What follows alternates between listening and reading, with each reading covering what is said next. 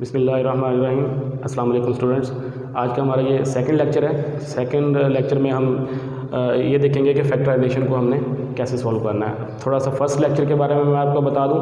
First lecture के अंदर हमने ये डिस्कस किया था कि स्टैंडर्ड फॉर्म क्या होती है और प्योर क्वाड्रेटिक इक्वेशन क्या होती है आपके पास। और स्टैंडर्ड फॉर्म को हम किन किन मेथड के साथ सॉल्व करते हैं, तो 3 मेथड मैंने आप लोगों को बताए थे, फैक्टराइजेशन, कंप्लीटिंग स्क्वायर और बाय क्वाड्रेटिक फार्मूला।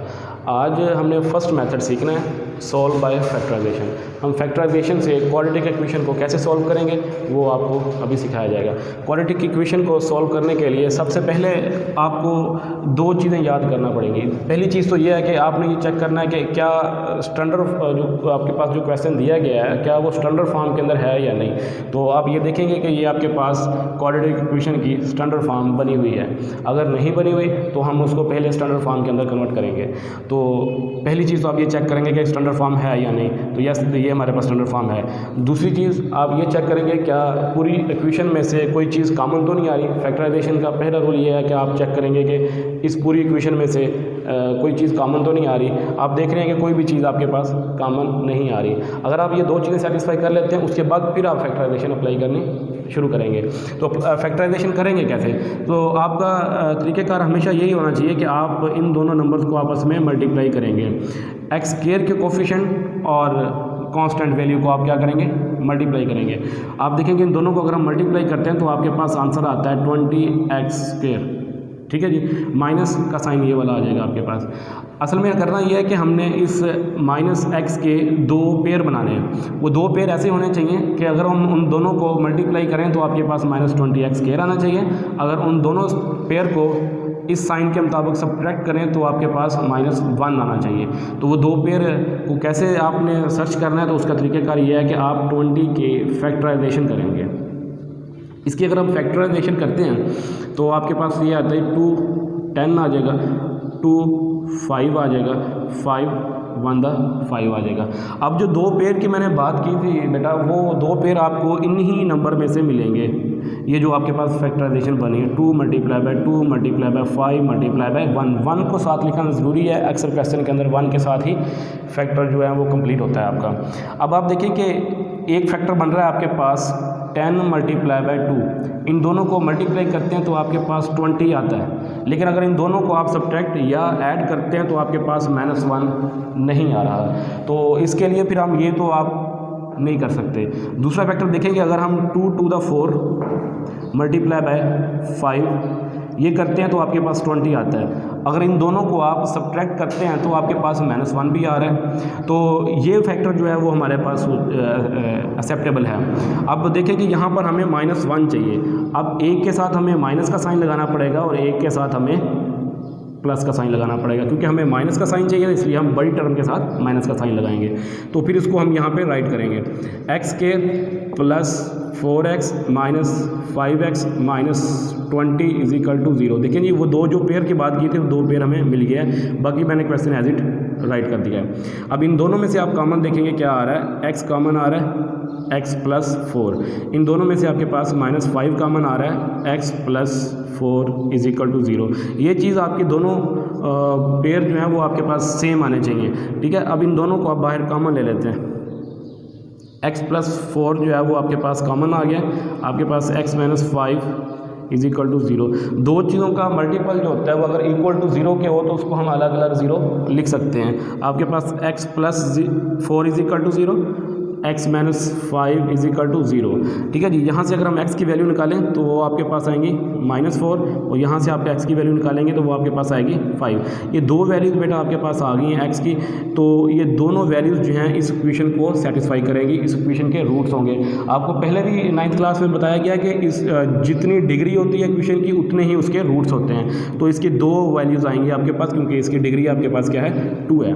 तो इसका फिर सोल्यूशन सेट भी लिखना ज़रूरी होता है। सोल्यूशन सेट के भी नंबर होते हैं बोर्ड के अंदर। तो सोल्यूशन सेट आपके पास -4 और 5 आएगा। तो ये आपका बेटा इसका आंसर है। ठीक है जी।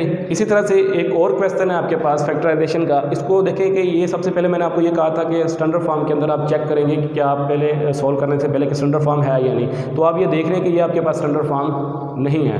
तो इसको पहले स्टैंडर्ड फॉर्म में बनाने की कोशिश करते हैं। 3y² = y² - 5 Y.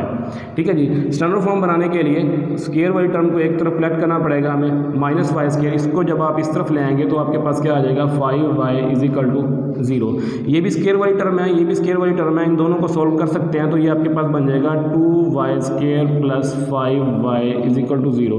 इसके अंदर जो कांस्टेंट टर्म है बेटा वो इस टाइम 0 है, ठीक है ना, तो इसलिए हम यहाँ पर फैक्टराइजेशन हमें करने की ज़रूरत पेश नहीं आएगी। तो हम यहाँ पर क्या करेंगे, y को कॉमन ले लेंगे, y को जैसे ही कॉमन लेंगे तो अंदर आपके पास बच जाएगा 2y plus 5 is equal to 0।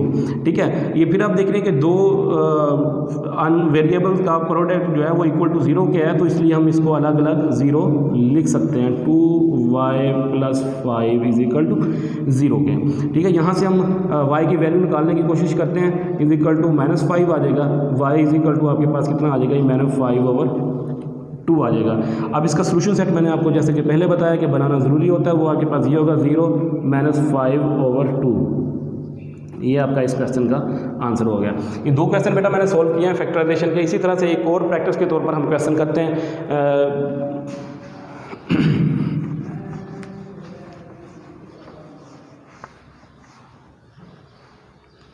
इसी तरह से थर्ड पार्ट है बेटा, क्वेश्चन नंबर 2 का थर्ड पार्ट है, वो आपके पास है जी 11x² minus 34x plus 3 is equal to 0। अब ये क्वेश्चन है बेटा, इसके हमने फैक्टराइजेशन करने के, आप सबसे पहले ये चेक करें कि क्या ये स्टैंडर्ड फॉर्म में बनी हुई है। यस, ये स्टैंडर्ड फॉर्म में ऑलरेडी बनी हुई है। और दूसरा ये आप चेक करेंगे क्या इस पूरी इक्वेशन में से कुछ कॉमन आ रहा है, नहीं जी कॉमन इस पूरी इक्वेशन में से नहीं आ रहा, तो इसलिए हम इसे यहाँ से फैक्टराइजेशन स्टार्ट कर देंगे। फैक्टराइजेशन स्टार्ट करने का पहला रूल ये बताया था कि आप स्क्वायर वाली वैल्यूज़ को कॉन्स्टेंट वैल्यू के साथ मल्टीप्लाई करेंगे तो आपके पास जो आंसर आता है वो आता है ये 33x² और पॉजिटिव 33x आएगा क्योंकि यहाँ पर प्लस का साइन है। तो 33 के हम क्या बनाएंगे, फैक्टर बनाएंगे, क्योंकि हमें 34 को दो पेयर के अंदर डिवाइड करना है।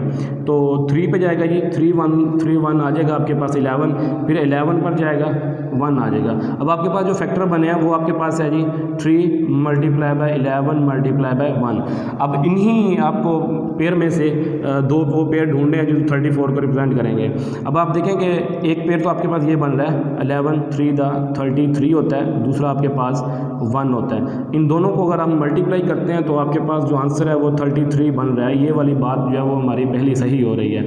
अगर इन दोनों को हम ऐड करते हैं तो 34 भी बन रहा है, जो कि ये बात भी आपके पास सही हो रहा है। और साथ में हमें नेगेटिव साइन चाहिए, इसलिए ऐड करने के लिए दोनों के साथ हमें नेगेटिव साइन लगाना पड़ेगा। तो इस तरह राइट करेंगे x² minus 33x minus x 1 है, क्योंकि 1 के साथ फिर हम x साथ लिखेंगे इसके, क्योंकि यहाँ पर हमारे पास 34x बनाना है, इसलिए प्लस 33 इज इक्वल टू 0। 11 यहाँ से कॉमन लेंगे तो आपके पास आ जाएगा 11x कॉमन आएगा, 11x कॉमन आ जाएगा तो x माइनस आपके पास 3 आ जाएगा। और यहाँ से आपके पास देखें कि माइनस कॉमन आ रहा है, -1 कॉमन लेंगे तो आपके पास x माइनस 3 आपके पास आ जाएगा बेटा इज इक्वल टू 0। ये चीज़ आपके पास दोनों में सेम आ रही है तो इसको हम क्या करेंगे, कॉमन ले लेंगे। कॉमन लेंगे तो आपके पास क्या आ जाएगा जी 11x minus 1 is equal to 0। तो दो अननोन क्वांटिटी जो है वो मल्टीप्लाई हो रहे हैं, इक्वल टू 0 के हैं, तो उसको हम क्या करेंगे, अलग अलग 0 लिख सकते हैं। 11x minus 1 is equal to 0 के। यहाँ से x की वैल्यू निकालें, x इज इक्वल टू आपके पास 3 आ जाएगा। यहाँ से आप x की वैल्यू निकालने की कोशिश करते हैं तो आपके पास आ जाएगा 1 उस तरफ जाके आपके पास पॉजिटिव हो जाएगा। तो x इज इक्वल टू 1/11। ठीक है, ये आपके पास दो वैल्यूज़ आ गई, क्योंकि क्वाड्रेटिक इक्वेशन है इसलिए हमारे पास दो ही आंसर आएंगे इसके। तो इसका सोल्यूशन सेट हम जो राइट करेंगे वो आपके पास होगा 3 और 1/11। ये बेटा आपके चंद एक क्वेश्चन मैंने सोल्व कर दिए हैं, चंद एक आपके बेटा क्वेश्चन सोल्व कर दिए हैं। इसको बाकी जो है आप इसको देखेंगे, कोई पॉइंट समझ नहीं आया हुआ तो वो आप डिस्कस कर सकते हैं। जी बेटा फैक्टराइजेशन जो है वो हमने सीख ली है, तो उम्मीद करता हूँ कि आप लोगों को काफ़ी हद तक समझ आ चुकी होगी। बाकी मज़ीद जो है जितनी आप इसमें से प्रैक्टिस करेंगे उतनी ज़्यादा आपको इसकी समझ आएगी। कोई मुश्किल काम नहीं है, इजी है। अब आपका होमवर्क आप देखें कि लेक्चर नंबर 2 का जो आपका होमवर्क होगा, क्वेश्चन नंबर 2 के रिमेनिंग पार्ट्स आप करेंगे, जो कि आपके पास 4 5 6 हैं। यही नंबर आपके पास कौन सा होगा बेटा, 5 होगा। और ये एक आपने क्वेश्चन है फैक्टराइजेशन का, सॉल्व करेंगे x² minus x minus 2 is equal to 0, solve by factorisation method के के साथ इसको आप सॉल्व करेंगे। इसके आप फैक्टराइजेशन बनाएंगे और उम्मीद करता हूँ कि सब तो आसानी से इसको बना लेंगे। अगर नहीं समझ आती तो आप डिस्क्रिप्शन के अंदर कमेंट्स के ज़रिए आप हमसे पूछ सकते हैं, इंशाल्लाह आपको अच्छा रिस्पांस देंगे उसकी वजह से।